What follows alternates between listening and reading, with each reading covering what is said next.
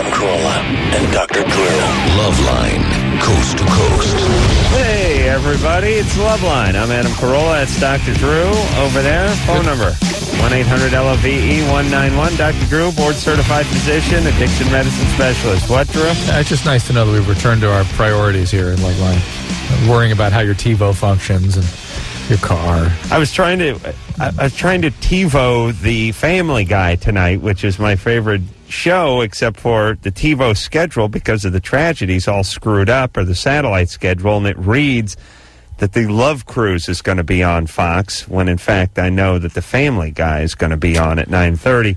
Oh, so I'm the second tragedy in 10 days. You know what's great about me? Even when I have cutting-edge technology, I have to infuse some caveman into the operation of it, which is the reason I was almost late tonight, is because I always leave my house about 9:25, and I'm usually pushing pretty good to get here. But tonight, I had to stay until 9:31 because I had to actually see the Family Guy begin and then hit record. Right. I could not trust it any other way. So here's the point. Technology only affects my life to a certain degree. I still have to actually stand there. Yeah. Unacceptable. Yeah. It's like operating VCR. Right. I had a VCR for 14 years. I never figured out how to set the goddamn clock on the thing. I would actually just... If I was doing politically incorrect and it was going to tape, it was going to air at midnight, and I wanted to watch myself when I got home at 12:30. Yeah. No, listen, dickwad. Right. I didn't have to stay up. I'd come in here to do Loveline. I would begin the taping at 9:30 that evening, get a nice 6-hour tape, and then when I got home at 12:30, 12:45, I could watch myself. Of course, I'd have to fast forward through 7,000 Nissan commercials and the nightly news and whatever else Drew Carey happened to, if he has a 5th or 6th show he decided to do, I had to get through all that garbage just to get to yours truly. Nice. Thank you. Daphne? Yes. Daphne's a name that's not been around last No, I was just thinking, it's Daphne. There's once in a while, I can never think of them. You know them when you hear them. Popular names that nobody's named anymore. Yeah. Yeah, Daphne. What's up, Daphne? It's one of the Scooby-Dooers? Yeah. Yeah, okay. Yeah. Go ahead, Daphne. Well, how are y'all doing? Yeah, good times. What's up? All Actually, I'm not doing. I think I'm getting finally depressed from the. True. Stress. I am finally. Please. Yes, it is true. All right. Can I go ahead now? Yeah, she may. Yeah. Okay. Sorry, Drew suffered for 8 seconds. Sorry, Daphne. Go ahead. All right. Well, the way that I masturbate and Hold on a second. What? Hold on, Daphne. No, you know what drives me nuts? And here's the problem. Here's why we should never talk to the people who call. Just don't talk to them. Let them get that question out, because they call up and they go, "How y'all doing?" And I go, "Good." And they go, "How you doing tonight?" And I go, "Good. What's the question?" And they go, "Well, I just..." And then Drew pipes up and says, "I've been a little depressed." And then the caller goes, "Could I talk?" I know. Do you know what I mean? Yeah, they don't really want to know. It's like playing handball against the curtains. No, I've given you a couple opportunities to spit the question out. Now you stopped and asked. Drew spoke, and now there's confusion. So here we go with the question. okay, the way that I masturbate when having sex is not as gratifying as masturbation. Yeah, it's good. It's just not the real thing, that sex, right? Well, no, like when I masturbate, there's no penetration. It's totally not at all. And Once again, Adam, don't speak to the callers. Right. It's clitoral, right? Yes. Yeah. So you need some of that in your sexing. Do you have a boyfriend? Yes. Does he go down on you? Not often. Mm-mm. Not often, or not often enough? Not often. How old is he? 20. Is he not into that stuff? Just rather have sex than... regular sex than oral sex. You would? Yes. That's you, okay. Yeah, but here's the deal. The intercourse is like the starting pitcher and then the relief pitcher. The guy who comes in, the finisher. Yeah. The guy who comes in and mops up. That's the oral sex. Okay. That gets you the win. Okay. Wind, I think I said. That gets you the win at the end of the game. So you have the intercourse for 20 minutes, a half hour, then a little oral sex, an orgasm, and you both can get back to the business of watching television.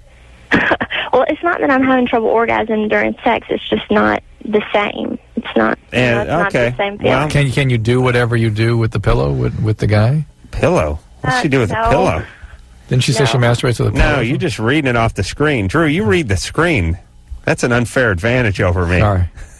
What do you do with a pillow? Do I really have to tell you? Yeah, you do. I don't know how to put it into words. I mean, it's just kind of Make love to motion. Yeah, I guess. it. Get on that pillow. You hump that pillow. Yeah. I haven't met too many women that do this. Not in the human species. Huh. What are you doing for a living there, Daphne? I'm a waitress. All right. No kids, right? No. Good. Be careful. You don't want to get pregnant, right? Oh, I'm very careful. You don't want to have a little brood of pillow humpers. Okay. Why can't you recreate whatever she did with the pillow with the guy? I guess she could. I mean, all a guy is a pillow with hair on it, really. I mean, that's what my mom always told me. But here's the deal. And here's why I don't feel real sorry for Daphne. She's having the clitoral orgasms when she's on her own. And she's having vaginal. She's having the vaginal orgasms, which are, marginally less stimulating to her. But either way, she's way ahead on the scale. Yeah, the orgasm. Yeah, scale. on the orgasm dance card. Yeah. Hers is full. Amber? Hello. Hey, you're 20. What's up, sweet cheeks? Okay, I was wondering, with the IUDs, why doesn't Dr. Drew favor them? Well, you know what? I think it's a function of the history of the IUD in the years I've been training and practicing. Mm-hmm. In that there are some ones out now that are better and that may be safe, but I've seen so many disasters in my years working with young people that it's really a hard thing for me to start recommending for someone who has not had children. So yeah, it's okay. There's some good ones out there now that look like they're going to be safe, but I remember when I was saying that before we found out they weren't. So it's hard for me to come all the way around and start really advocating them. What do you mean by safe? What kind of disaster? They were substantially increasing the risk of pelvic inflammatory disease, tubal infections, that sort of thing. And they dramatically increased it to infertility. Oh, I don't mind that. I don't want kids. All right, well, then don't worry about it. Okay, but IUD is a good, there's some versions of the IUD out now that look pretty safe. You're 20. You never want kids? No, too many problems. It's like I can't stand it when they cry. I want to wrap my fingers around their throat and choke. Nice. Yeah. Yeah. Sure? I'm not the motherly type. I never have. No, yeah, good. Sorry. But okay. Too bad. It's I'll bet your mother wasn't the motherly type either. My mother died when I was 7. What happened? Apparently, she had a blood clot hanging from her heart on a string, and one day when her, my father, and a couple of their friends went out for a walk, it just swung over into the blood passageway of her heart that supplies her body with blood, killed her. Doctors had no idea that she even had this. So is it an atrial myxoma? Is that what she had? I don't know. How's your dad? You like him? He's an alcoholic. Oh, okay. I've never connected well. I've had a very, very, very difficult life. We get that. Yeah. I know. All right. Hey, listen, Amber. Huh? I'm sorry you had a difficult life, and I'd like to use you as an example for other folks that have had a difficult life, which is... Don't have kids. You are not going to make up your life through having a kid of your own. Right. I know it feels like you are, but you're not. You'll be the same miserable person that's ill-equipped to raise a child as your parents were. Yep. And all you're going to do is perpetuate this. You'll now have another generation of screwed up Maybe we can make siblings. Amber like a poster child, sort of a PSA. Yeah, like Your body's meant for a lot of things. Yeah, but not having screwed up kids. I'm wondering what this disaster will do to it. Well, there's that sort of who could bring kids into this world kind of mentality. There is that feeling, yeah. Which only stops smart people from having kids, unfortunately. I like to keep an eye on the SAT scores about 18 years from today. See how that works out. I think it's going to be very interesting because for that first week, people that were sort of somatic and or depressed or anxious kind of got their S together a little bit. People got it together. And now I think this sort of lingering phase is people getting worse than they were before the event. Well, let me give you this observation. Actually, I'm making it up. I haven't really observed it, but I do observe it in you. The people who are sort of wandering around a little bit lost, a little bit depressed, and that was their general state. Be specific. Drew, your general state. No. Okay. I'm talking about, I think your average schmo is sort of pulling himself together a little bit here. Absolutely. And rising to the occasion. I agree. And the, 6- and 7-figure income, jet setter, 2-pager wearing, cell phone on one ear, and a secretary dictating into the other ear, guys like yourself are the guys who are stopping and getting a little depressed and saying, it was all about the deal, and it was all about hustling to the next gig, and your life was so exciting, so stimulating, and so fast-paced that you actually have to pause for a second. And when people who are running constantly pause, they get depressed. I think it's a little more complicated than that. I think ultimately you're right, and that is that I always found meaning in my work. That is always pulled. I could always rely on my work to give me meaning. You know what I mean? Make me feel good. Now it doesn't have any meaning. Nothing has meaning. But you don't. It's you know what I mean? It's all flat. So I stop, and then that makes it worse. You have created a life that doesn't let you stop and think too much. Yeah. Because there's always a page to return. There's an alarm going off, and there's a flight to catch. And there's a lot of running in your life, and I think you've been probably doing a lot of reflecting and not so much running over the last few days. And folks that sit around and reflect all day, I think are less depressed. They sit and reflect anyway. Right, I see what you mean. You got a lot of distraction and a lot of movement. You're like a shark that's constantly swimming forward, and when you stop swimming, it starts to feel like you're dying. You've had to stop and think. Yeah, join the rest of us, buddy.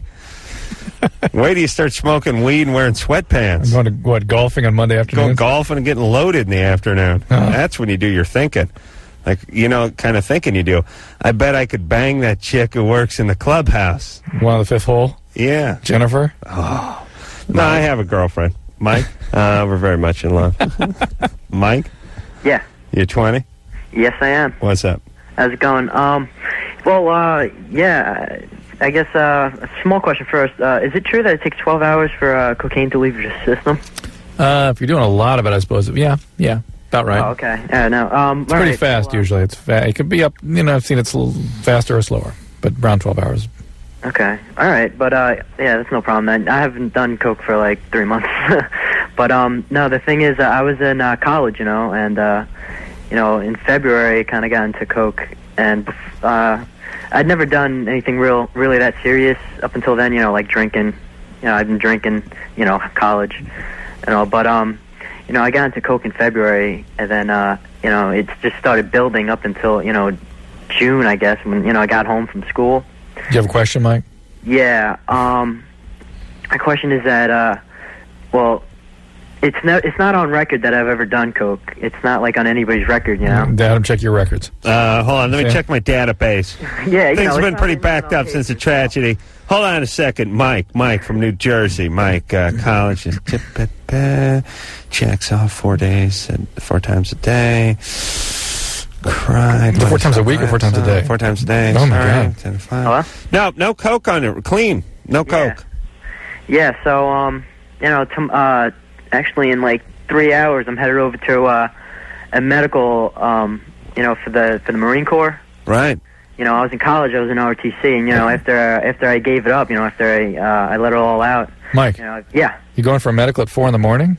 Well, I gotta drive to the recruiter's office, and then he's gonna drive me to Fort Hamilton. When did you do coke last? June. Don't worry about it. Good. Semper Fi. Hurrah! Rah! Ara! Ara! Hurrah! Semper Fi. Motivate. We need more from those guys. Why can't they come back and visit us, Ann? I'd like to get those guys on here. Get the nation fired up. We got to get the drill sergeants back here. The boot camp guys. Make us feel better. Yeah. You got another question, weirdo? Bring it on. Hurry up. Hurry up. Get out of my face right now. Push, you nasty thing. We want to puke. Oh, I feel better. They may be shipping off somewhere. Who knows? I know. Jennifer? Yes. You're 19. What's up? Well, I've been dating this guy for about 2.5 months, And here today, he came by and he told me, he's been telling me he's been having to tell me a secret, and he wouldn't tell me. Ugh. And he told me that he's married, and there's a little attachment involved in this marriage. Kids? Yes. Yeah. One. Does that qualify as a secret? Well, I mean, when we met, I asked him, I kind of had a feeling because there was a car seat in the back of his truck, and I asked him, like, no. Oh, my God, Jennifer. And there's a kid in it. Oh Yeah, what but, are you he thinking? never had a ring. He never called when we were together. How old is this guy? 24. Oh, what an idiot. Where'd you meet him? Yeah, At work? I mean, Huh? Where'd you meet him? I met him at my cousin's wedding. And he was a bartender. He's a cop, and No. yeah. It's funny. I was just thinking of him telling her, I got a secret. There's something we got to talk about. I'll tell you, my policy now in a relationship is go, if oh, someone's... Christ, no. No, just Run. break up. Yeah. Just break. Look, I didn't want to hear it. I'm leaving. Yeah. Don't even bother. Well, yeah, that's what I keep telling him, and he says he's going to get a divorce and everything, but I don't know if I should believe what he says. Tell him when he can show you divorce papers, then you're back. I promise you there will be no divorce papers. And if there are, great, then you're back. Cop and part-time bartender. Huh? Good times. He's a cop. Well, where I live, it's a small town, and a lot of cops do a lot of community work, and they don't get paid much. Bartending, community work. It's nice when they give back to the community. It says Austin, Texas on our board here. Is that where you are? Yes. That's not a small town. Well, no, but there's parts in small towns. I wasn't in my town whenever I met him. You're in a neighboring town. Oh, yeah. Where does he work? He works for Austin. All right, it's a big town. All right, don't kid Jennifer. Your denial is massive on all fronts. I was picturing like Barney Fife heading down to see Goober, Aunt B, baking him a pie. Hey, Goob. How you doing, Ovi? Can I see your penis? That Goober had to be feeling up, or Floyd. I think Floyd the barber. Oh yeah. Adam, that is funny only to you and me. Oh, there's got to be someone else listening who thinks Floyd the barber is funny. Cat? Cat from Riverside. Yeah. There you are. What's up? All right. My question is, I wanted to know if you can lose your virginity from being fingered too hard. Well, what does lose your virginity? Hold on. Which finger? That makes a difference. Losing a virginity means... Pinky, no. Thumb, forefinger, yes. Again, losing virginity means a penis is inserted into your vagina. So I guess if the fingers are holding a penis... Were they holding a detached penis? Detachable. No, see, the question isn't mine. See, a friend of mine had this little thing where her boyfriend was fingering her, and then something happened, and it hurt down there, and it started bleeding, and so she's freaking out now, and she wants to know what's going on. Well, yes, you can rupture a hymen, but that doesn't make you not a virgin. So she's still a virgin? Did she have a penis put in her? No. Okay. All right, that's all I wanted to know. Well, let's put it this way. Suppose she was riding a horse, it bucked her, she landed on that... the horn there, and it ruptured her hymen. Would she still be a virgin? Not according to your logic, because she broke her hymen, right? Yeah. Okay. I don't know. Cat? That's true. You don't know. You got to move out of Riverside. Yeah. You understand? Well, at least work at that Mission Inn. That's a nice place. It is. All right. All right, Cat. She's still a virgin. All right. Thank you. I give her another 3 weeks, by the way. And you, hey, listen, Cat. You're a little smarter than she is, right? More assertive. A little? A little? A lot? You're a little smarter than she is. Not that she's smart. She's kind of dumb, and you're medium, right? Yeah. Okay, here's what I'm saying. You do not let her get pregnant. Oh, no, I won't. And then you don't get pregnant either, right? Of course not. All right. You got to use protection, right? Yeah. You got a boyfriend? Yeah, but I'm not going to have sex unless I'm on the pill. That's right. There you go. Good times. We're going to send you out a windbreaker. All right, Drew. We had to cut back. Just mugs now. Would you? Oh, we're not saying windbreakers? Drew. Yeah. The over-under on you killing yourself if you had to live somewhere, Bakersfield or Riverside. Oh. The over-under on Bakersfield for me is 11 days. Before you do it? Yeah, that's the over-under. Yeah. Yeah, that's 50-50 money. Yeah, it's about 14 Riverside. 14. I'd say it'd be 14. Yeah. 13, 14 Riverside. Yeah. Should we alert Riverside down the good news? All right, so 14 days Riverside and 11 days Bakersfield. Summer might drop down during the summer. 13. Yeah. Ooh, yeah. Dave, you're 34. What's up? Oh, I just need some advice on my marriage. All right. I've been married for 9 years, have 3 kids. One came with the marriage. All right. Lately, she's been really negative towards me. I gave up a job that I'm over-the-road truck driver. I gave up being an over-the-road truck driver for her, which was, making, a pretty substantial amount of money doing that. What does over the road mean? Where I leave state. All right. And spend like a week or 2 out. Okay. And then come back. And what she wants you doing, one-nighters, that kind of thing? Yeah, she wanted me more locally. All right. And the kids were, getting into sports and stuff like that. So I felt obligated to do the dad thing. Yeah, not a bad instinct on her part, right? Right. That which I've been looking to come off the road anyways. All right. So, but my problem is now that I'm home, she still can spending the money because she's always had control of the money because I've been out on the road, of course. Uh-huh. So she spends money, and I tell her that, look, I'm not making the same money that I was out on the road. And so she'll say something like, if you don't like that, get the hell out of here, And hold on. She sounds angry. Why is she angry? I have no idea. Well, that's the thing. That's the great thing about being a guy. You never know why.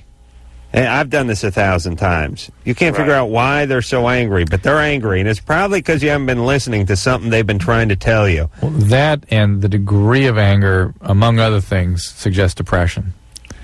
That irritability. That could be. Is she drinking? No, we both don't. We're occasional drinkers. All right. Well, you really ought to have her looked into for a depression. It's that kind of irritability and difficult living, anger, feelings of worthlessness, out of control. All that is depression. All right, and plus she doesn't like to be fondled. I've never seen her totally nude. Ooh. My wife. So she has some history there, huh?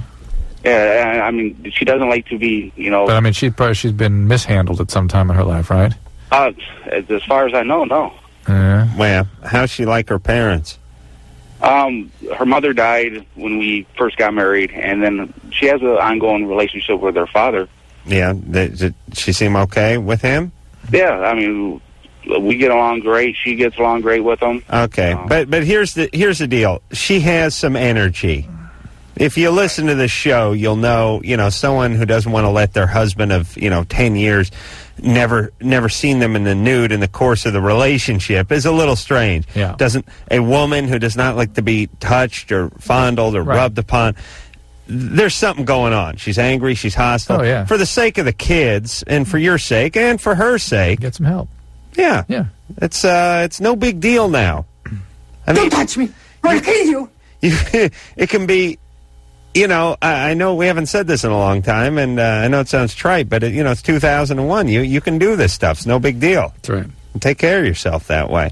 All right, when we come back, we're going to speak to Lila. She's 25. Do only white men have hairy asses? I think so, yeah. You've come to the right place. Well... You've come to the source. White, and... I know it's speak of the devil type of thing, but the Arab guys, I think, can have some hair on that ass, too. There's certain dark-skinned, nationalities, but it ain't Mexican, it ain't Asian, it ain't black. But there's a Middle Eastern group that can have some hair on the ass. Mm-hmm. Okay. Yeah. We'll talk about it. Yeah, we'll get into this and why. Because I have some very, very strong feelings about this. And experience. And experiences after this. Hey, Loveline. I'm Adam. That's Dr. Drew over there. All right, let's hop back on the phones. Phone number 1-800-LOVE-191. I'll speak to, that's Lila, isn't it? Yeah. Lila? Hello? Hi. Hi. You're 25. Yeah, I was just wondering. There's a couple different people in our office where we work in. We were just wondering if the hairy asses, is that more of a white man's burden? thing? I'm more curious how this conversation went down. Where do you work? What kind of place? They work with kids. We Special work ed? in Take care. an office on computers, and And you just have lots of discussions about interesting things, and well, we work night shifts, so yeah. Mm-hmm. But we were just talking about, like, I'm married to Polynesian, she's married to a black man, and then we have some that are in relationships with Mexican men. All right, I would say, now, hold on, let me rank the Polynesian, the black, and the Mexican ass. that's all way down the hair scale. Whoa, Yeah, way at the bottom. way yeah. down. I got to go Polynesian. Here's the thing about a black guy. Mainly not a hairy culture, but you do see them. Yeah. They are out there. Yeah. Polynesian, you don't see any hairy Polynesian guys. And Mexican can go hairy at times Generally not, too, though. but generally not. Probably about the same as black with the Mexicans. I give the black a hair. Well, Polynesian wasn't even on our scale originally. We have to add them to our scale. We have to add the Polynesian, and that's going to take some time to add to our database. So you have to forgive us, but we'll get that up on the website real soon. So here's the in the ass, the hair count on the ass. I'm going to go. Black is the least. No, sorry. Black would be the most. Mexican second. Polynesian third. Out of that grouping, Who already sit on the very base of the hair right scale. now, whose ass is more barren? Polynesian or Asian? Tough. I think I got to go Asian. Similar genetic heritage there, probably. I got to go Asian. Yeah. I got to believe there's a handful of Polynesians with hairy ass. But the Polynesians, you know they don't have a hairy ass because they got that whole torch spinning thing. And no culture with hair on their ass would ever get in that tiki thing with the fire flying around. You know, the guy's wearing a chamois. His balls are hanging out. He's got this fire going between his legs. Yeah. No hairy cultures. I'd go up like a Roman candle. Oh, you'd be a torch. Be the end of the Carollas. Yeah, we started spinning that flaming torch, and they're always going between the legs. You know, so they lift the leg up, they're spinning it around. Now, you represent the Italian team, so clearly there's a strong contingent there. Yeah. You carried the flag, in fact, That's right. Yeah, at the proceedings. That's right. Are there other nationalities that have similar kinds of Italian men, Armenian guys are good hairy guys. Believe it or not, the Eastern European guys can be good and hairy. It's just they're blonder. The hair's fair. Right. I see. It's not as big a deal. I mean, if you take an ass that has a sprinkling of blonde hair on it, it is not going to pop like that black kinky Italian Armenian type hair. I see. You see what I'm saying? A lot of it is texture. Full. Yeah, I understand. Yeah. Texture. Yeah, but all the ladies that are with white men, they say their men have hairy asses. That's the point. Thank you. We're actually breaking down which nationalities amongst the Caucasians have the more serious. Now, what's the nationality? You know, because there's nationalities within white men, obviously, within Caucasian. What's the nationality of the white guy? I don't know. The representatives at your proceedings. You don't know? I don't know. You didn't ask that one, huh? No.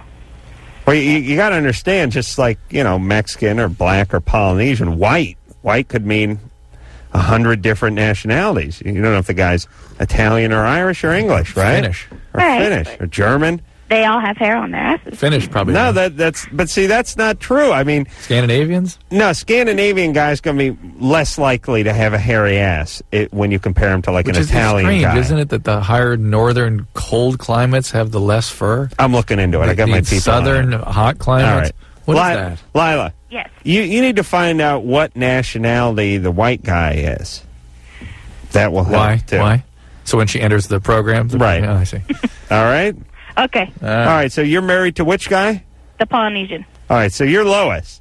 But look, over here, Adam, on the calf scale. Oh, the biggest calves though. Huge calves. My theory with the Polynesian ass hair is A, they burned it all off doing the crazy tiki torch dance between the legs out on the beach, you know, for the tourists. And B theory is their calves are so goddamn big that it actually stretched the hair that was supposed to be on their ass Down and to the put it calves. on the back of the thighs. That's what happened. It pulled it down. These are And all, for any, I really should be like a biologist. Any students of communication, please pay close attention to those last 6 minutes. Kimberly, Hello? you're 20? Yes. What's up? First of all, for the guy that just called in with the problem with his wife, I was molested as a little girl, and as a result, I never told anybody, not a single soul, and as a result, I don't like for my top half to be touched. I guess that's why. That's what we were telling him, that something had happened to her that made her that way. So I've never, ever been totally new with a guy. And people that have those kinds of histories are at higher risk for depression. So it's Oh, yeah, you tell me about it. I know. So when you were molested, you had your top half touched? Yeah, I had all of it touched. How old were you? It started when I was about 2. No, but hold on a second. You had all of it touched, you said. Like my whole body. Right. I understand that, but you understand what I'm getting at is you reserve the top half. You said you don't like your top half touched. No, it's weird. It's like I can deal with the bottom half, but I don't really have the greatest time having sex. You know what that is? I think that people that are sexually abused around that age can really disconnect from their pelvis. I mean, it's like they don't feel anything. It's funny. So it's it's happening to someone guys don't have a top half. We only have a bottom half. You ever broken yourself into half? No, it's just the bottom. But it didn't until I was about 9. But I was just letting him know it's probably what the problem is. And, usually with that kind of abuse, you would be victimized again in your life, raped and that kind of thing. Yeah, well, that's kind of what I'm telling you now. About 2 weeks ago, I have a boyfriend that's very loving. He's very caring. He's been supportive throughout the whole thing. But about 2 weeks ago, this guy that I knew did attack me. He did rape me. And who raped you? This guy that I know. We worked together, and I just... me and my boyfriend were having problems, and he just seemed like he'd be a friend that would be there, and he was there at first, and then he just, Where was there, by the way? It was there for me emotionally. Yeah, I know what you mean, but where was it? Oh, it was at his house. What were you doing there? We were just hanging out. Yeah. I know it was probably really stupid of me, but... Well, and I know this sounds harsh, but... having heard a lot of people on the show over the years, people have had stuff happen to them when they were younger, like you did. Their instincts are not so good. Right. No. Later on in life, they trust the wrong people and go to the wrong places with them. And those going to make me cry. That's like so true. But then this is not all your fault. Those people seem to know who you are. They find you. You would think, though, that your instincts might be better, but mine just suck so bad. It's all about reenacting the trauma. It's part of that is that when it happens to you, I mean, last week we all got a dose of a trauma. What we do in the face of that kind of trauma is sort of numb up. It becomes like surreal. It's not happening. And unless we come to terms with the reality and our feelings about it, we tend to manage it in primitive kinds of ways. And one of the ways is to sort of convince yourself you deserved it. It puts you back in control of the situation. So you tend to reenact those traumas over and over again. You tend to idealize people. You tend to find people who can deliver what you think about yourself. All right. So anyway, you work with this guy. You trusted this guy. You went to his house for comforting. Yeah. And he ended up raping you. Yeah. Well, I told my boyfriend about it, of course, like right after it happened, and I had to, So a few days later, I noticed, and I told my boyfriend that I was kind of having, like, this discharge. And I'm not a sexually active girl, I've been with very few people. And it's not thick or anything, and I don't have any kind of pelvic pain, and I'm not running a fever, and it doesn't burn when I urinate. It's just kind of, I'll notice that my panties are wet. And is it smelly? Oh, God, it's really gross. Yeah, and you were tested, you said? Well, we went to the doctor. Yeah. My boyfriend took me to the doctor. This guy, man. I tell you better be good to this guy. Oh, he's the best. Yeah, I don't like my top half touched. He's dragging you around to the doctor with the discharge. He totally respects that too. He doesn't. He never ever tries to touch my top half. I worry about this. How old is this guy? My boyfriend? 12. Yeah. He's 20. He's my age. Don't you? Either he's the world's greatest guy, or if my hunch is correct, I don't trust him. He has alcoholic parents. No, his parents are perfect. No, we go. You should never say the word perfect in front of Drew. I'm sorry. Okay, well, listen. What about the guy who raped you? Did you bring charges against him? No. I'm not no. I know, but what? I mean... Kimberly, you're too good of a victim to do that. But here's the thing. You're calling... All right, now, and I don't want to be a prick, but Please don't. you keep saying rape. What one? I mean, you're not filing charges against a guy. You went over there. Well, I'm telling you why. What happened? Well, I came home, and my immediate reaction was to take a shower. And my boyfriend works night shift, and he came here, and he just wanted to go kill him, and, all this crazy stuff. And it didn't really sink into me. Like, at first, I didn't really tell my boyfriend the whole story. It didn't really sink into me what had happened to me. And the more and more I thought about it, I was like, oh, my God, he really did rape me. And then we called, because I immediately quit work, because I couldn't work with him anymore, obviously. So my boyfriend calling. Oh, that's weird. And, what was that? Oh, go ahead. All right, but listen, sorry. What did the guy do? I mean, did he force sex on you? You told him to stop? Yeah. And he wouldn't stop? No. And you screamed and kicked? And he held a weapon to you or something? No weapon. I'm tall, but I'm kind of thin, so. You got paralyzed. Yeah, and he's pretty strong. All right, and so? But anyways, he's in California now. Like, we called his house, and we found out that he, knew this chick on the internet, and he moved to California to be with her. That night? No, not that night. Like, right after my boyfriend, All right. Yeah, but why didn't you get a forensic examination? All right, listen, you'd have an infection. A bad-smelling, thin discharge is most likely to be something called trichomonas.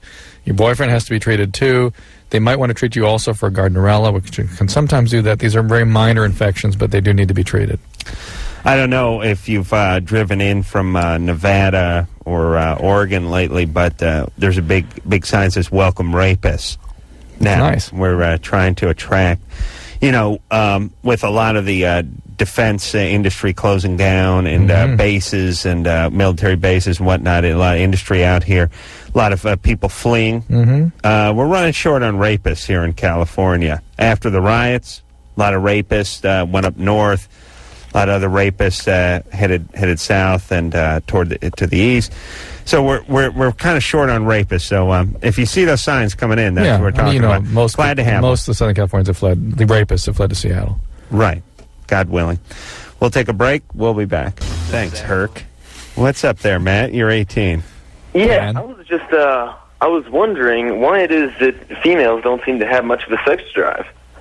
Oh, they do. They can. It's just different than yours. You're 18? Yeah. Yeah, it's different. They're not as directed. They gotta like you. Yeah, they're much more directed towards a relationship than sex. And if sex comes along, they're good with it. It's fine. But sex becomes more part of the experience of intimacy. Well, this is I get scared because I hear stories about people who get older, get married, and then 30 years later, the wives just don't want to have sex with them. 30 years later? No, that's when they want to have sex with you. It's the guys that don't want to have sex. Yeah, then. The testosterone levels start going up, estrogen starts dropping a little bit, and later on is when things heat up a little bit for women. They find more specific satisfaction with sex. I don't suppose there's any way to differentiate who's going to have more of a sex drive when they get older. You mean pick a particular woman that's... Polynesian men, because they have less hair on their ass, will have a stronger sex drive as they grow older because they'll not be weighted down by the hair on the ass. Hey, Matt? Yeah? You're thinking way too much at 18. Yeah. You're freaking yourself out. Just relax. All right. Listen, there's plenty of women that like sex at 18, but it is true, you're not going to get that... You're not going to find that energy at 18. I would say it's really at an all-time low at 18 for women. For women, yeah. It really is. I mean, even just that difference between 18 and like 25, 26, you got a shot. Do you know what I mean? Yeah. Now, here's the ones you get to have sex with when you're 18 as a male, the screwed up ones that are looking for daddy.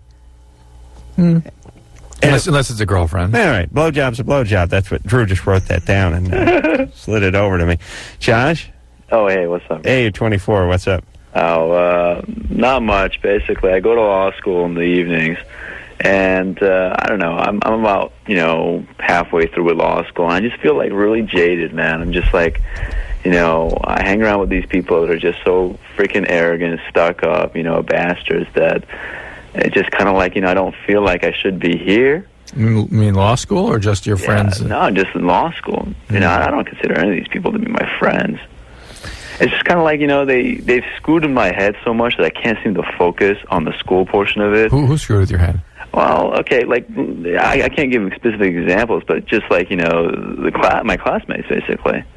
I'm not following. I'm sorry, John. Well, it's kind of like, okay, they think so highly of themselves, and because they're in law school. Because they're in law school, because they're going to be lawyers one day, or because they're out there in the business world and they're making the good big bucks. I thought they're in law school. Well, in law school, you got your day students who are just like the kids, and you got the evening students that are professionals that just come to law school to become even better professionals. Well, who wants you to be a lawyer, Josh? I want to be a lawyer, but I don't want to be in like an arrogant prick kind of lawyer. I just want to be like, Well, I'm sorry.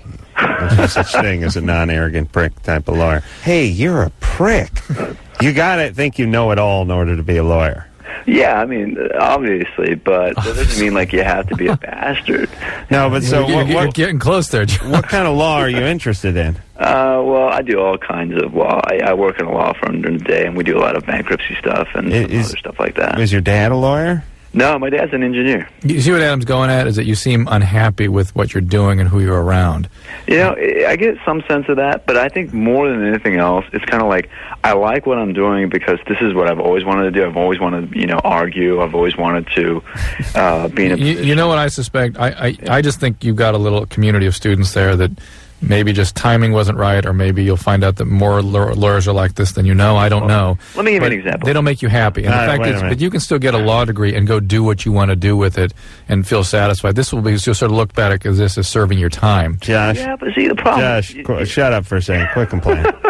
Let me interject here. Yeah. There's the law... The profession of law attracts a-holes, okay? Yeah, I think I realized that. Arrogant pricks. That's what you get. Now, our business, the entertainment business, attracts stupid, arrogant pricks. At least in law school, you got guys with some brain cells who are arrogant. We have really stupid guys who are arrogant, which is a horrible combination. And they're pricks, okay? Blah, blah, blah, blah, blah. That's right. Now, we get along fine, and here's what you got to do. You got to get your training, do your business, make your money, but don't hang out with these people. Don't make a life with these people. And it's a work thing. Here's the problem, okay? One of the reasons why I hate them so much is because that it seems like they have the power to exclude. It's kind of like, my first year, we used to all go out drinking after class and stuff like that, have a good time. And, I wasn't into it in the beginning because I wasn't very much of a drinker, and they were. And they used, I used to watch these people make asses of themselves while they, drank and they got drunk and everything like that. So I was like, you know what? Let me get into it. Let me kind of just just hang out, hang loose and stuff like that. But the times that I went out with them and hang loose and had a good time and got drunk and got stupid, all that, for some reason they didn't want to get drunk and they just wanted to make all right. This is either all about Josh. There's something there. Josh got a nice streak of prick in him too. That he's different got kind, to take a look at. Yeah, different kind. But here's the deal, Josh. Right. They're people too, and they try to be empathic and understand them. Don't sit and judge. Look, idiot. Contempt is They're not a good pricks. thing. Don't hang out with them. Drew, seriously, we did Loveline, the TV show. Yes. For the 4 years. Yes. Do you think did I ever see anybody outside of that studio ever? No, but they all thought you were the prick, though. So that's right. But that was fine. Because I didn't want to hang out, right? Right, you didn't know. There you go. Went home, hung out with my idiots who I used to pee on. There you go. Thank you. Josh needs to do the same. Hey, Loveline, y'all. I'm Adam. That's Dr. Drew over there. Phone number 1-800-LOVE-191. Sunday night, we're going to be dedicating the show to discussing the topic of tolerance, but it won't necessarily be a completely tolerant show. Right. I mean, they won't all be politically correct Right. views. I think we ought to completely explore the issues. And, you can start it off, Adam, with discussions about ass hair, and that's clearly the direction you'd like to take it. I'd like to weave in a few Polak jokes at the top. Of course. Your dismay at them being less common than they used to. Well, the big, ironically, the only Polak joke I remember is the Polak terrorist joke. Oh, weird. You remember that one? No. He threw the hand grenade? No, he tried to blow up the bus. Yeah. He burnt his lips on the exhaust pipe. That's good, right? That's good. I mean, it's okay. It's in poor taste at this time, but that's the only Polak joke I remember. I can remember in 1962. Yeah. Suddenly everything became PC. or 60. Remember about 64. And we were not allowed to tell Pollock jokes. My uncle suddenly went, no, it's Silly Billy from now on. Silly Billy? I want you to hear. Yeah. What did the Silly Billy do when? That doesn't work. That is doesn't roll off the tongue quite as nicely. Yeah. Did you hear about the Silly Billy terrorists who tried to blow up the bus? When I first heard that, I was like shaken. No. What? Silly Billy? No, Silly Billy. You should have kicked your uncle right in the nuts for that.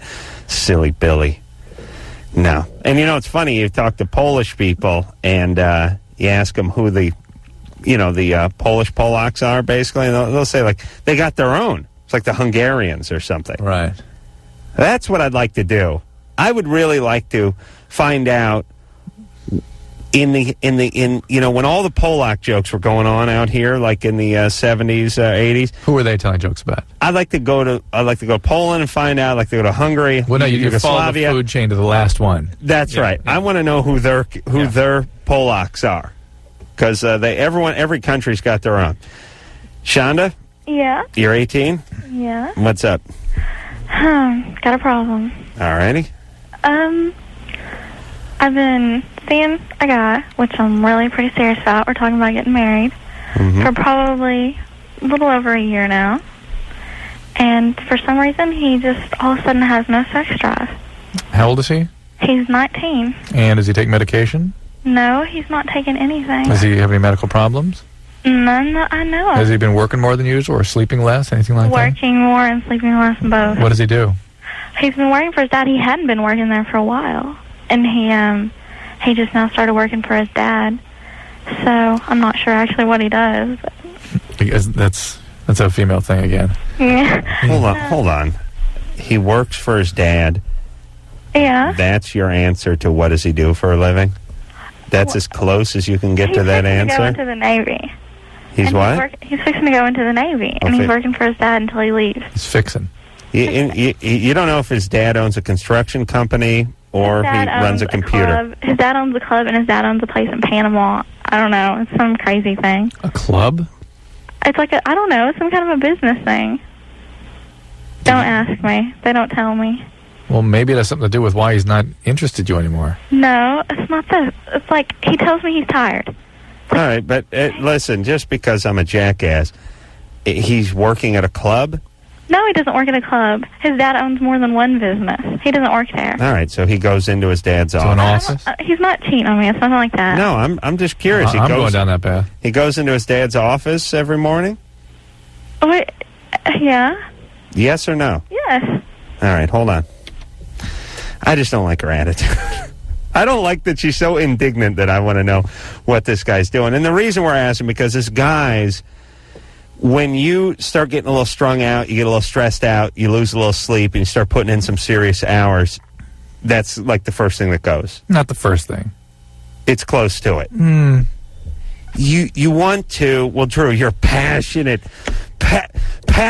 man, so that doesn't go for you. But for me, if I start getting strung out and I start getting tired, I get home, I want to chill. Yeah. Like, I don't want any contact. I just want to watch TV for an hour and go to bed. Right. There is that guy. Beat off and go to bed. There's a certain number of guys that really profoundly react that way.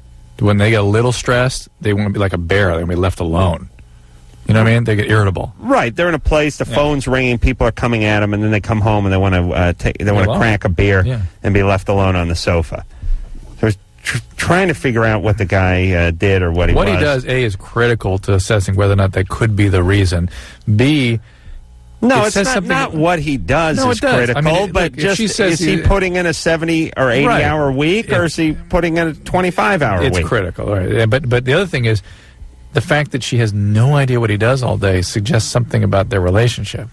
She's thinking about getting married to him. To a guy that doesn't know what he does, what he's doing. And I'm just a prick, but I don't like the fact that she gets hostile when I start asking questions.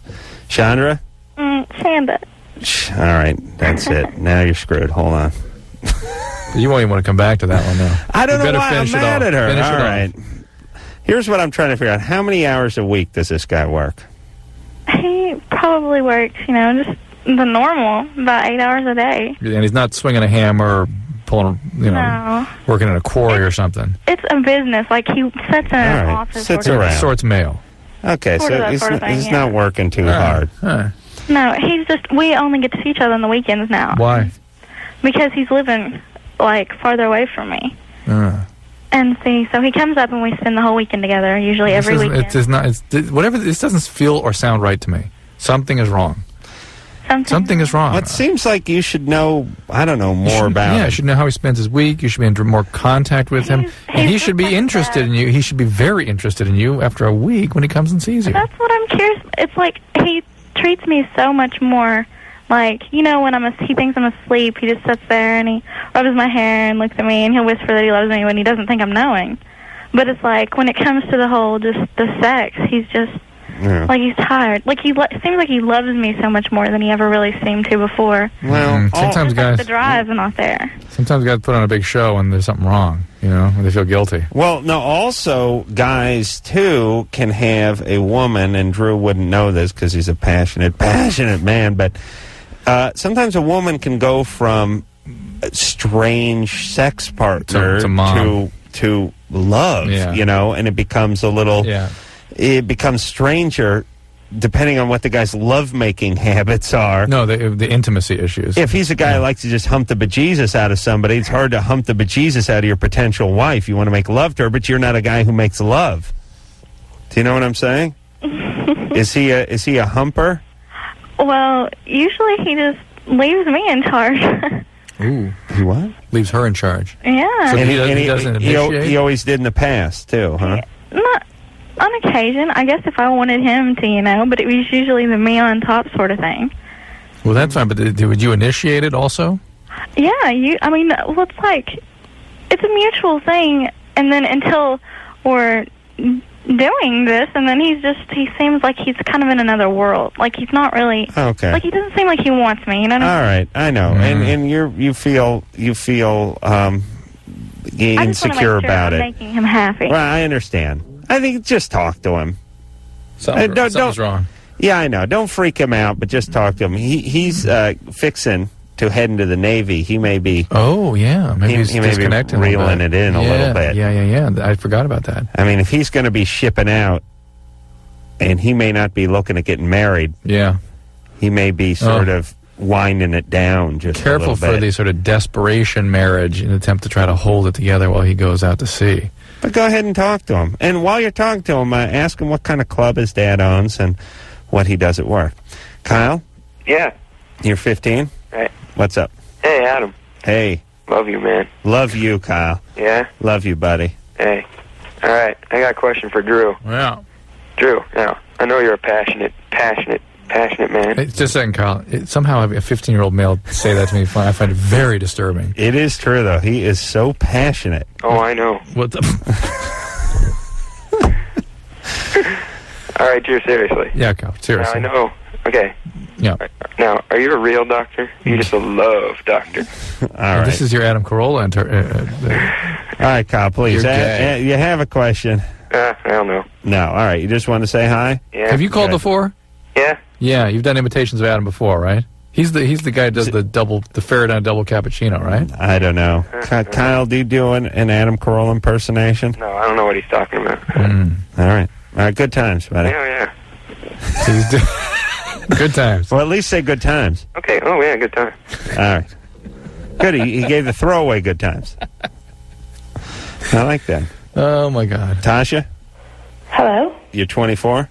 Right. I grew up with a chick named Tasha. We used to say Tasha's Tush's Teeny. I mean, we were young, you know, probably. That's when that was a bad seniors. Thing. Yeah. Go ahead there, Tasha. I'm really interested in the domination, submissive type of a sexual lifestyle. Good times. And number one, I kind of wanted to get Dr. Drew's opinion on it. And the other thing is that this guy that I'm supposed to meet, who's really into it, and I wanted to, get together with him and stuff. We're supposed to meet, tomorrow, but he has some really far out type of domination ideas, and which kind of freaked me out. And I told him I'd really need to know him really well before doing that. What was it he wanted to do? Well, he's talking about, building this box, this, steel box, and making it, soundproof, and, he'd put a hole through it so I could, be able to breathe, but, like, tie me up in there, like, handcuff me in there and stuff. And he'd, like, put a hose through there so that I could still breathe and stuff. But I told him that kind of freaked me out a little bit. But I'm not sure that's no longer domination. That's now murder. At a certain point, once he puts a cork in the air hole, it becomes murder. Yes. He wants you in the box, though. He doesn't want to get in the box. Right. Well, he's the dominant one. And what would that do for you? Well, you get to be in a box with an air hole, bro. Use your brain. It just would make, you know, the submissive person just completely helpless. When does the... And by the way, you know, if you're going to be submissive, let's get something done. Like, how about you detail my van, bitch? You know what I mean? Like, if I'm going to be the dominant one, that's what I'm doing. On the way to the van, you grab me a beer and go detail it. You know what I mean? Don't sit in a box. But why reenact the trauma of powerlessness over and over and over? Well, what will that do? I don't. Well, for me, I don't know. It just would turn me on to be powerless. Right. See, what I think that is some kind of an arousal you had around the age of 5 that etches in that need for arousal later in life as a way of experiencing your sexuality. And the powerlessness is actually a reenactment of the only way you know how to feel validated and in control again. You feel like you deserve it. It's you need this in order to give a validation of your sense of yourself as needing that powerlessness, causing that powerlessness, and being in the control of this idealized, bigger-than-life other, which is all BS. All right. And it's all driven by this arousal mechanism that gets etched into your brain when you're 5 years old. Oh, well, don't get her to stop for those. I don't care if you do it. All domination, submissive type, the lifestyle is... You're all screwed. Yes, you're all screwed up. Believe me, believe you me.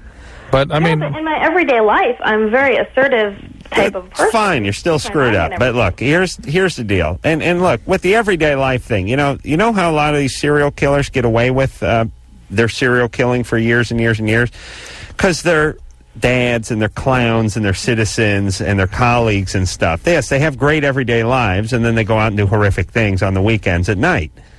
This is the same thing with you people. Not that you're serial killers, but the fact that you get along every day is not a great excuse for your sanity. It's a fragmented piece of yourself that you keep walled off and disincorporated, disenfranchised from the rest of yourself. That being said, hey, if you're not hurting anybody and it floats your boat, whatever. What the hell? Whatever. But where'd you meet this guy? I'm concerned this guy's actually going to harm you, though. That's why I'm sort of going down that path with you. Where'd you meet him? Well, I met him on, like, a talk line. Mm-hmm. Strike one. Right. And does he want you to come over to strike two. His apartment or something, his house? No, we're just supposed to meet tomorrow. We're going to go out to dinner. Okay. What makes you think he's not a murderer? And where do you guys eat? At like medieval times or something? I mean, you can't just eat at a TGI Fridays, can you? I mean, you got to eat a place that's got some leather and stuff in it, right? No. Okay. And do you think he's constructed this box already? No, he hasn't. He just says it's one of his ideas. He has a shop and he'd like to build it. All right. But he hasn't, like, built it. All right. And do you think there may be a love connection with this guy? No love at all. Just a sexual relationship. Okay. You a big gal, Tasha? No. Huh? No, not real big. I'm just like medium big? 140 pounds. I'll do the radio math here. 156. Here's the point. How's he going to get your big ass in that box? That's what I'm worried about. Well, he'll check your dimensions and build the box accordingly. He's going to leave it there for a few weeks. All right, Tasha, listen. Go out to dinner with the guy in a nice public place.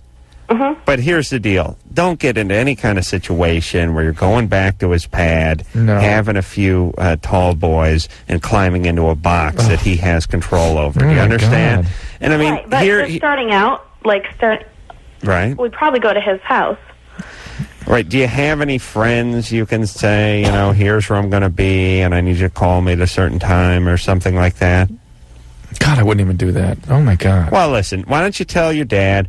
Listen, I'm going to this. I'm going to this. Lives, like, very far away. I'm going to this. I don't even talk to him. So.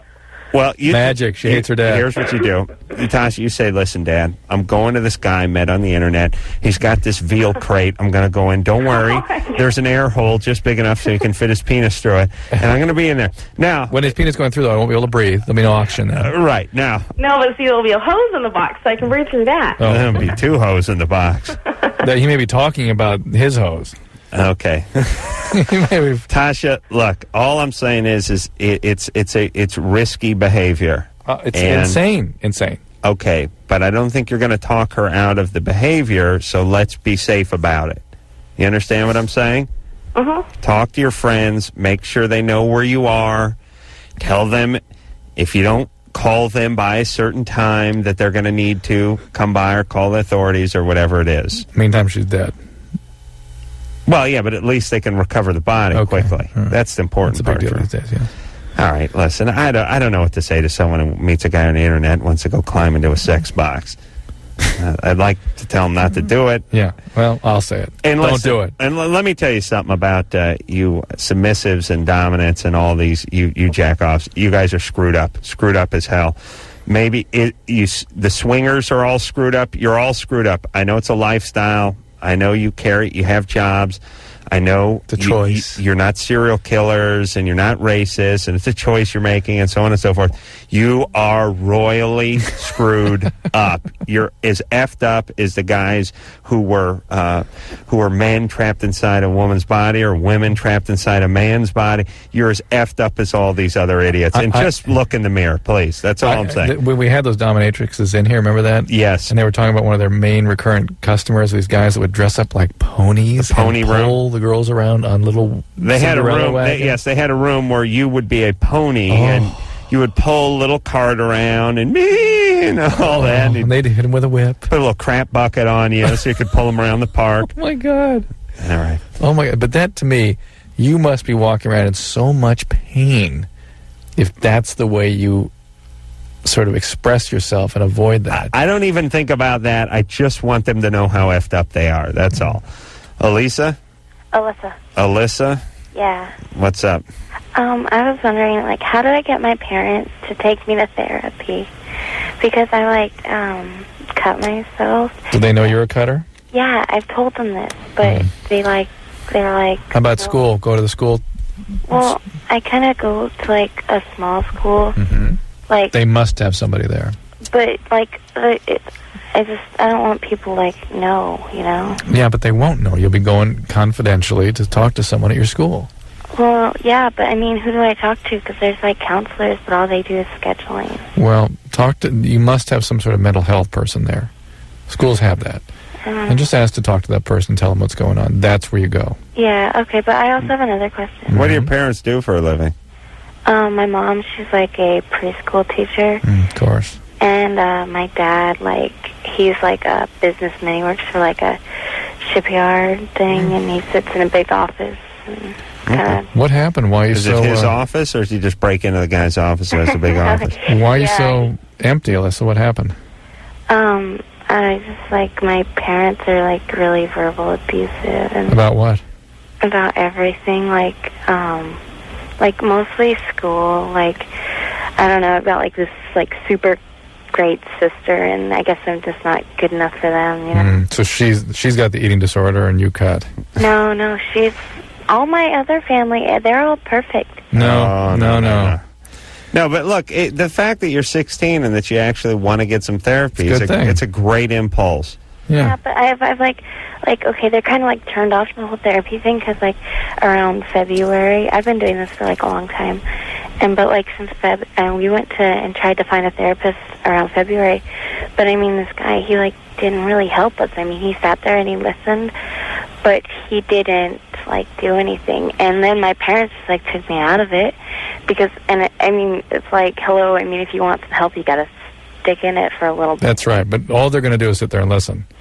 You better get used to that because that's what they're doing. Yeah, I know. I wasn't objecting. It was right. No, I know, but people don't understand that about therapists. I had a therapist who actually had died 4 months earlier. No one noticed. I still continued, and he continued billing. I don't know how that worked out, but I continued showing up, and eventually the stink got so bad that I finally went over. and actually touched him on his suede, wears the jacket with the suede sleeves on it. He fell over with maggots eating his body. Nice, very nice image. But I got more out of that 4 months. You got the same, let's face it. Got about the same out of that 4 months. And not so much because your therapist was dead, because you continued talking about Dodger scores and high school football. High school football is what I talk about. That's probably what killed him. Yeah. He willed himself dead. I started into a high school football store, and he willed himself to death.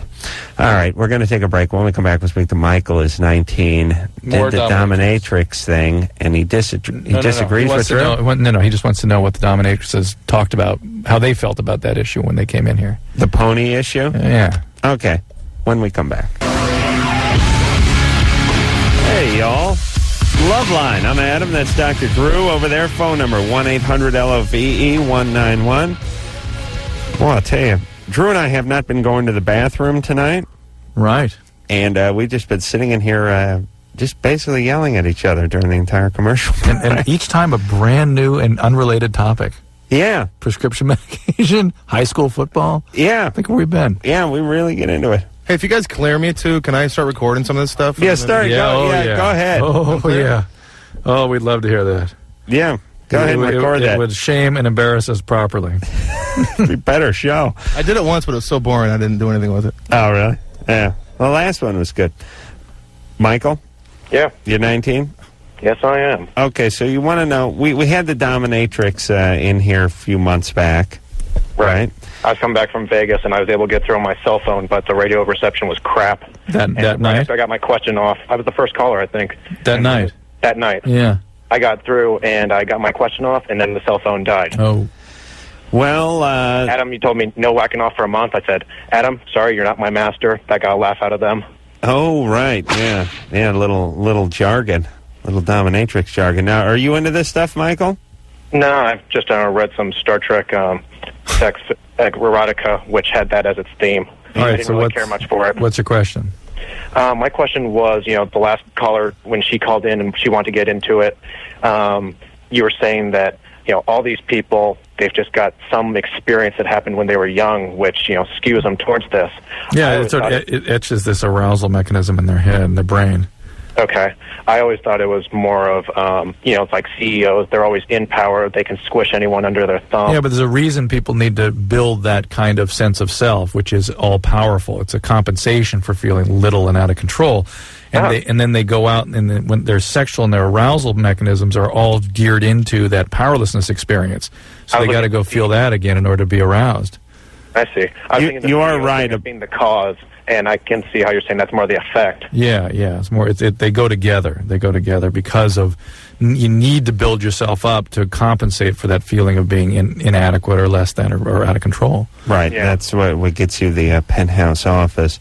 It wouldn't make sense unless everything was a cycle, because that's all the modern theories. But it is very true, and it's something I've always known, which is all the guys I've toiled out in the dirt with for all the years I had normal jobs, never for a second wanted to get in to be dominated. They wanted to dominate because their life was being dominated. Right. They were picking up someone's crap for a living and digging a ditch and all, humping lumber. Their whole life sucked. Their idea of a good time was a bunch of hookers catering to them. You know what I'm saying? That's what I was saying. Yeah, it seemed like that that lifestyle, all those experiences, really made it that's the start of it. So it didn't make sense to me when I was hearing the stuff about something happened when they were younger. Well, there's I believe, and this may change from man to woman too quite a bit, Drew. Yeah. The experience. I'm listening. But here's that's it. No, what I'm saying is the experience, because a man and a woman's role is slightly different in this society, that a man might go through a different experience to arrive into this this place. Submissive place than a woman. Do you know what I'm saying? Yeah, I just based on the way the brain develops, it's all got to be some kind of arousal mechanism. I'm saying the CEO of the Fortune 500 company who pays a chick $200 an hour to stuff a pacifier in his mouth and beat his ass with a switch is may have had a different experience than the woman who wants to be locked up in the veal crate. Right. And have the hose with the air hole in it. I agree. And by the way, let me explain something. If you're in a box that's airtight, you can just put a hole in it. You don't actually need the hose. The air does not have to be shipped in. You know what I'm saying? You don't need to run the hose out the window or anything. You can actually just leave it open. Just as great a volume of air will get in. Mary Jane? Yes. You're 23? Yes. What's up? Not so much. Yeah, I was just calling because I don't think being a dominatrix is such a bad thing. I worked as one for about 6 months, and I find it to be good therapy for a lot of different things, and a safe way to have eroticness without sexually transmitted diseases or anything of that effect. I'll give you that. I think therapy suggests something changes and grows. Right. It's more of an outlet. It's an acting out. It's an outlet. Yeah, and but people may feel good. People may feel good afterwards, but it's not therapeutic. Oh, you don't think so? No. If it were therapeutic, they would grow away from it. They'd grow through it and finish and grow out, as opposed to need to repeat it over and over again. Well, not everyone uses it on a regular basis. I mean, some people go see a psychiatrist once a week. Some people go see a dominatrix once a week. And some people do it, like, just every now and then as an erotic situation. Yeah, I don't think there's a whole lot of now and theners in the dominatrix scene. I think you're either in or out with it. I think it's like gay. I don't, blow a guy once, twice a year. I blow one every night. You know what I'm saying, honey? Well, no, I think it's good to get a little whipping now and then. I know you do, but you're a little bit screwy. No, I'm not. You have no idea, anything about me. I'm a very normal person. I find a dominatrix, in the S&M community, anything to excess is evil. Right, and look. that goes with anything. And if you just keep it on a nice, happy, fun, friendly level, it's just playing. It's like kids playing. Yeah. It's an adult version I know. of it. If they're, And it's a people lot are in less their 50s. dangerous than orgies and swingers parties where people are just, doing all different kinds of people, not even, half the time using condoms, half the time not. Mary Jane, we agree with you 100%, but that's also people acting out. And it's acting out in more dangerous ways. And we're not judging, if you enjoy No, I am. I like to judge. I don't. I like being realistic. You don't like to judge on the air. No. Hey, Mary Jane, look, I would rather people go in there and have a safe sexual release than have unsafe sex. I agree with you on that. I think it's fine to do once in a while, and it's all good. I don't have a big problem with it. I think the people are screwed up and they're whack jobs, but they pay their bills, they pay their taxes, and they can do what they want on their Friday nights. Well, I will agree there's a huge amount of sick individuals, especially in L.A. There's definitely a sexual, excess. There's a ton of sex industries in this town. And anything, done too much is harmful, but, dominatrixness and, S&M is just as harmful as, any other type of industry. So, it's all equal, and everyone should, just be safe about everything. All right, everything's equal. Good times. Well, that's one thing we've learned this week. Everything is equal. Everything. We're all the same. The people in the World Trade Center. Everything's the equal. People in the airplane. It's all the same. It's all equal. Everything's the same. No different. Right. We don't know. All cultures are the same. All religions are the same. Everything's the same. Everything's equal. There's good and bad and everything. It's all the same. You could go to church. That's your thing. I like to climb in the veal box and get the penis shoved through the air hole. Same thing. Well, we can't judge. There's no judging. Everything's equal. No, listen. It doesn't help. Here's the problem. You can judge, but you sit in judgment, and A, you've not accomplished anything, and B, you're not going to be able to come to an understanding of what motivates these people or help them. I just want to make sure that they know that they're screwed up. That's all. That's your goal in life. That helps them. All right. John? Helps them dislike you. Fine. Do you understand, Drew? I know you don't care. Do you understand what your crappy goal is? You should have everyone like you. No, not so much. And the world is 7/8 a-hole, so that means 7/8 a-hole like you, and now you got to talk to them. Thank you. John? Yeah. Go ahead, buddy. My girlfriend wants to get into a threesome with me, which is like every young guy's dream. Sure. And my friends are trying to kick my ass because I'm kind of hesitant about it. With a girl? Yeah. Two girls and a guy. Yeah, 2 girls and a guy. Do you know the girl? No, not yet. See, we've just been kicking around the idea. And it's more her idea than your idea. Yeah. Really? Yeah. Yeah. Well, your girlfriend's got a little energy, right? A lot of energy. Yeah. Do you want this relationship to survive? Yeah, I mean, Well, out of all the then girls, it's she's not as screwy as the rest of them. So. Oh, so you have you have a track record of going with the screwy ones, right? Actually, she's my first real girlfriend. All right. I usually get discouraged after about 2 weeks, and they piss me off, and I leave. John? Yeah. Let me tell you the truth. As you know, I'm a self-proclaimed genius, right? Here's the deal.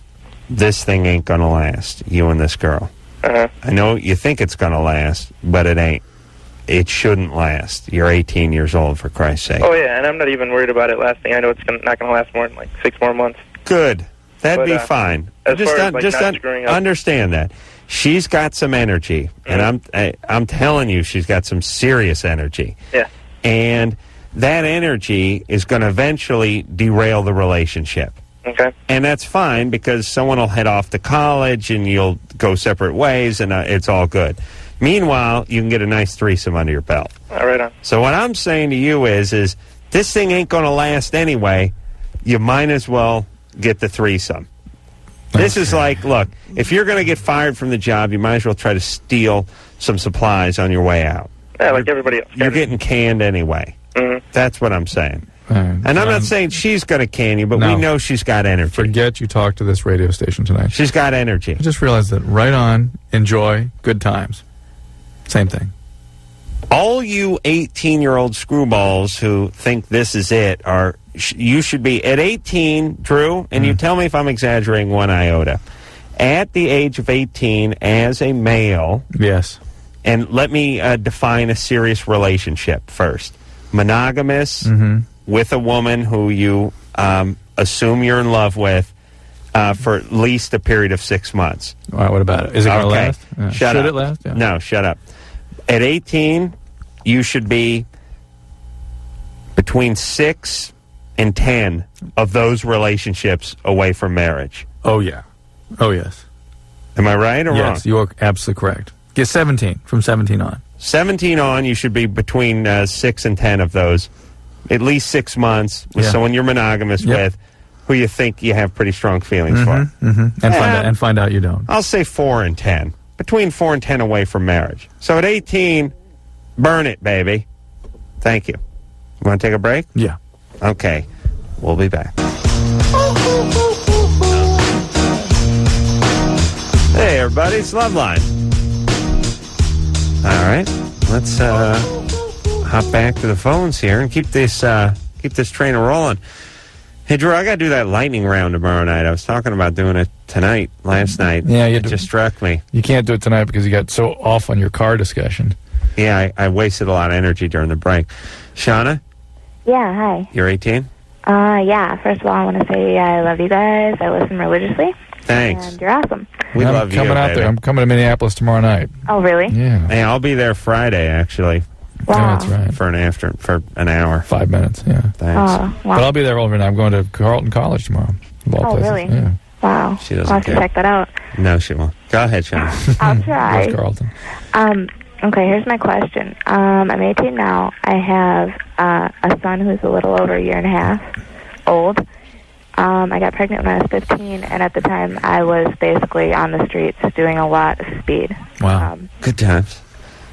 I quit doing everything as soon as I found out I was pregnant and went to the doctor, and they told me, through doing my measurements and stuff, that I was actually a month more pregnant than I thought I was. Being 2 months. Yeah. So you did drugs for 2 months in the pregnancy. Yeah, not knowing it. And what was the primary drug? Speed. Okay. Meth. Mm-hmm. Because what had happened was I had my period that first month, but it was like a day and a half long. Mm-hmm. But that had happened to me before because I spent a lot of time not eating for a week at a time. And All right. What's your question? Here. Is there going to be any effects to my baby from this? And if so, when will I be able to tell? You should be able to tell right away if there are going to be any significant effects. And what I've been reading lately about the children of stimulant users during pregnancy is that by first grade, they're tending to catch up with their peers. Okay. And so the long-term effects, although not yet fully known or understood, don't appear to be as bad as we thought they were. Okay. And so things might turn out okay. Keep in mind their peers are their parents Other were speed addicts, alcoholics and into weed. Right, of course. Of course. But hey, you sound sober now. Oh, yeah, I am sober now. All right, so Working you're a program and everything. Yeah, that's what you sound like. You sound very sane. Yeah, I just worry about it, and I don't want to ask his doctor because of the whole, child protection. Yeah. You're working in a program now? Yeah. For teenagers or who? Well, I go to AA, and I do run a young people's meeting out here with a lot of teenagers. I mean, you really sound great. Well, thank you. I mean, you get a feeling from people, and yeah. I mean, given with the history, that brief little bit you gave us, I mean. Hold on. Speaking of feeling, you break some wind in here, Drew? No, I didn't. Oh, really? Okay. Just got a feeling. Hey, Shauna? Yeah. Think about it. You sound like somebody who's been through a lot, but is are firmly planted now. Oh, And thank you. I have a take nice that as a base. Good. And no more kids? No more kids. Okay. But keep up the good work. All right, Careful in relationships. Relationships will get, at your age particularly, can really derail your recovery. So be very, very careful with that, Number right? one killer. I know that. Yeah, take care. Thank you. Bye. All right. See? That was a person that had their ass together, and you can hear it in their voice. Maddie? Matey. Okay, matey. Who named you Matey? Popeye. Seriously. Does everyone call you Maddie? Yeah, well, everybody says it. All right, just change your name to Maddie. No, I don't like it. Well, stop screwing with everybody. Spell it differently then. How do you spell it? M-A-D-Y. Yeah. All right, here's how you spell it. M-A-I-D-Y. M-A-I-D-Y. Yeah, well, there's like umlauts on top of the A that like pronounces it different. Oh, you. It's Hungarian. Okay. Hungarian. All right. All right, so what's up? I'm 19, Mm-hmm. and I have a boyfriend that I've been with for 4 years. Mm-hmm. And we have 3 kids. Oh, my God. Yeah, well, I had my first one when I was 16, and then I just had him, like, all in a row. But, Right. Well, you're 19. We know you didn't have your third one when you're 28. yeah. All right. Can you please stop it now, idiot? What Jesus what Christ. difference does it make? I don't know. My boyfriend's getting a vasectomy. Phil Collins singing No More. Yeah, your boyfriend's getting a vasectomy. Good. Like, really soon. It's like next week or Yeah, something. might have 2 more kids in the meantime. What's going on? What's your question? I never, like, want to have sex with him. I'm totally, like, I think this sex just seems so gross all the time. I'm not even, like, turned on or anything anymore. Are you on any medication? No. Are your periods normal? Yeah. Did you get abused or anything growing up?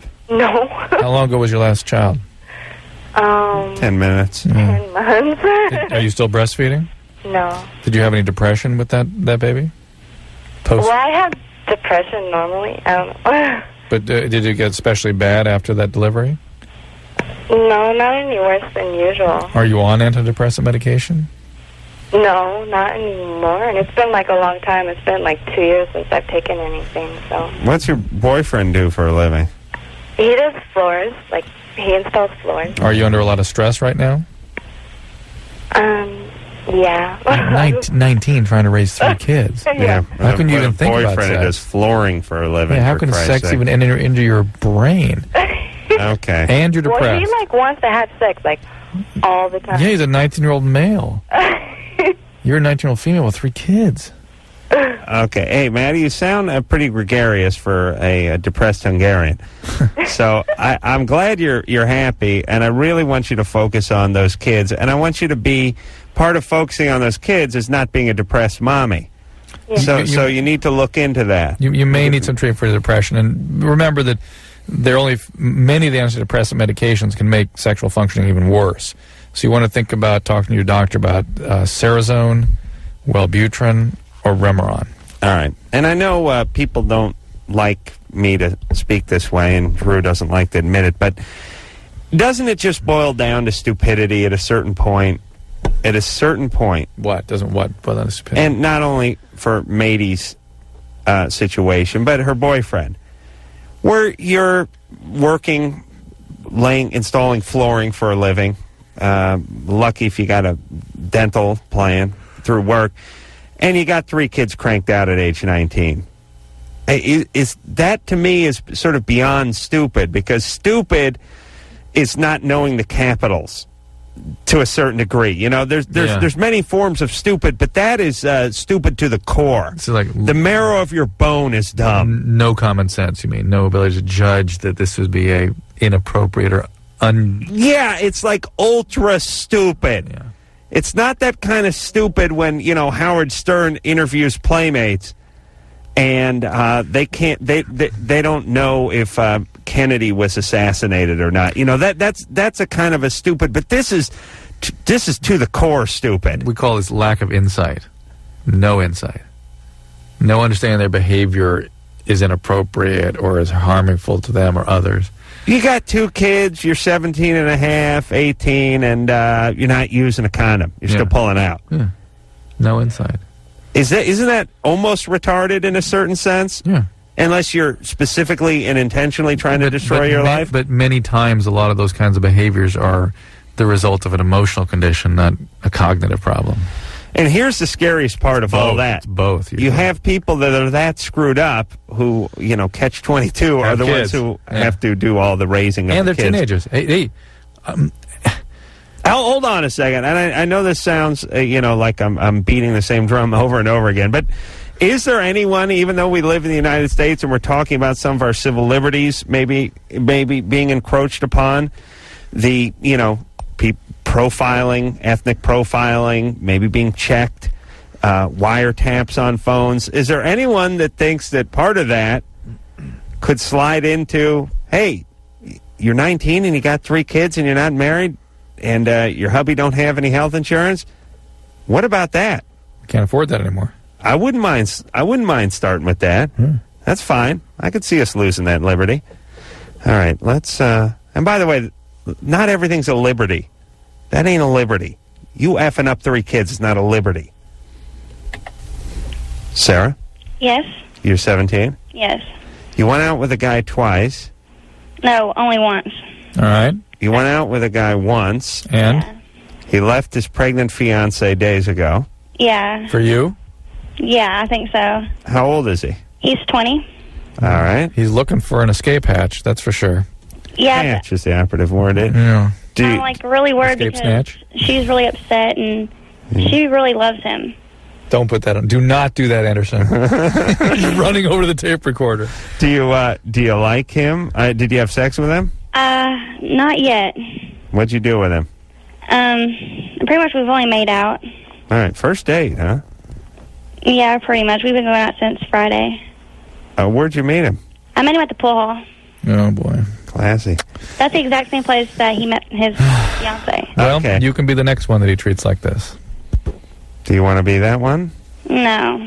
Do you like him? Yeah, I really do. No. I know you do. I know One you really date. like him, but can you understand that he's kind of flawed, that he has a fiancée who's pregnant and he's at the pool hall? Up. Well, they broke up. He Yeah. dumped on her is what he did. He dumped her because of... They broke up is he ran from his responsibility.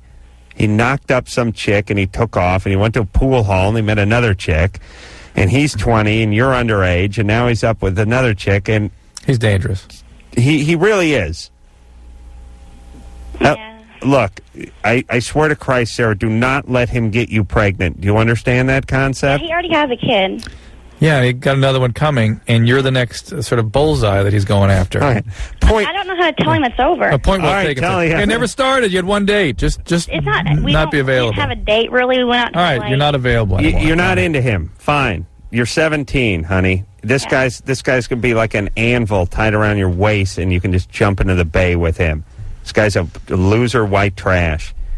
Get your grades up and go to college, and don't get pregnant and stay out of this guy's sights, all I right? don't go to school. All right, good. Get I know you're depressed, but this guy's penis is not going to cure you. Thank you. We'll take a break.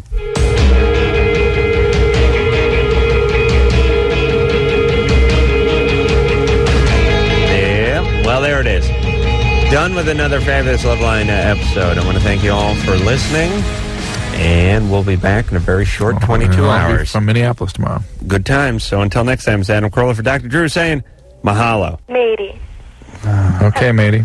Who named you matey? Popeye. This has been Loveline. The opinions expressed on the show are not necessarily those of the staff, management, sponsors, or this station. The producer for Loveline is Ann Wilkins Ingle. Loveline is a presentation of Westwood One Entertainment.